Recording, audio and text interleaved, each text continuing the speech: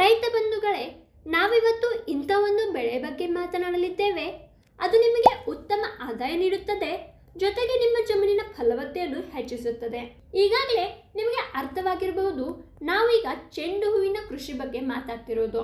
ಹೌದು, ಚೆಂಡು ಹೂವು ಒಂದು ಅತ್ಯುತ್ತಮ ಬೆಳೆಯಾಗಿದ್ದು, ನೀವು ಪರಿಪೂರ್ಣ ಯೋಜನೆ ಮತ್ತು ಸರಿಯಾದ ಋತುವನ್ನು ನಿರ್ವಹಿಸಿದರೆ ಅದು ರೈತರಿಗೆ ಭಾರಿ ಲಾಭ ನೀಡುತ್ತದೆ. ಅನೇಕ ರೈತರು ಬೆಳೆ ಪರಿವರ್ತನೆ ಮತ್ತು ಅಂತರ ಬೆಳೆಯಾಗಿ ಚೆಂಡು ಹೂವನ್ನು ಬೆಳೆಸುತ್ತಾರೆ. ಚೆಂಡು ಹೂವು ಮಣ್ಣನ್ನು ಸಡಿಲಗೊಳಿಸುತ್ತದೆ, ಸಾವಯವ ಅಂಶಗಳನ್ನು ಮತ್ತು ನೀರನ್ನು ಹಿಡಿದುಕೊಳ್ಳುವ ಸಾಮರ್ಥ್ಯವನ್ನು ಹೆಚ್ಚಿಸುತ್ತದೆ, ಜೊತೆಗೆ ಮಣ್ಣಿನ ಒತ್ತಡವನ್ನು ಕಡಿಮೆ ಮಾಡುತ್ತದೆ. ಅಂದ್ರೆ ಭೂಮಿಯ ಫಲವತ್ತತೆಯನ್ನು ಹೆಚ್ಚಿಸಲು ಈ ಕೃಷಿ ಒಳ್ಳೆಯದಾಗಿದೆ. ಭಾರತದಲ್ಲಿ ಚೆಂಡು ಹೂವಿನ ಅನೇಕ ತಳಿಗಳು ಲಭ್ಯವಿದ್ದರೂ ಅನೇಕ ರೈತರ ವಿಶ್ವಾಸವನ್ನು ಗಳಿಸಿರುವ ತಳಿ ಎಂದರೆ ಆರ್ಡೋಸಿಸ್ನ ಆಕಾಶ್ ಆರೆಂಜ್ ಆಗಿದೆ.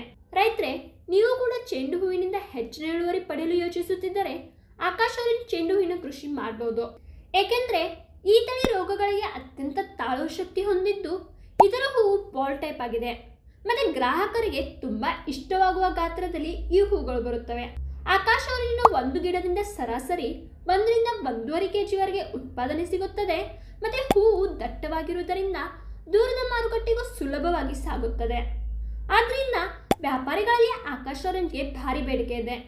ಆಕಾಶ್ ಆರೆಂಜ್ನ ಪ್ರತಿಯೊಂದು ಹೂವಿನ ಗುಣಮಟ್ಟ ಒಳ್ಳೆಯದಾಗಿದ್ದು, ಪ್ರತಿ ಗಿಡವು ರೈತನಿಗೊಂದು ಲಾಭದಾಯಕವಾಗಿದೆ. ಹಾಗಾಗಿ ರೈತ ಮಿತ್ರರೇ, ನಿಮಗೆ ಈ ಚೆಂಡು ಹೂವಿನ ತಳಿ ಇಷ್ಟವಾದರೆ ಕಮೆಂಟ್ ಮಾಡಿ ತಿಳಿಸಿ. ಮತ್ತೆ ಹೊಸ ಹೊಸ ತಳಿಗಳ ಬಗ್ಗೆ ಮಾಹಿತಿಯನ್ನು ಪಡೆಯಲು ಆರ್ಡೋಸಿಸ್ ಅನ್ನು ಫಾಲೋ ಮಾಡಿ.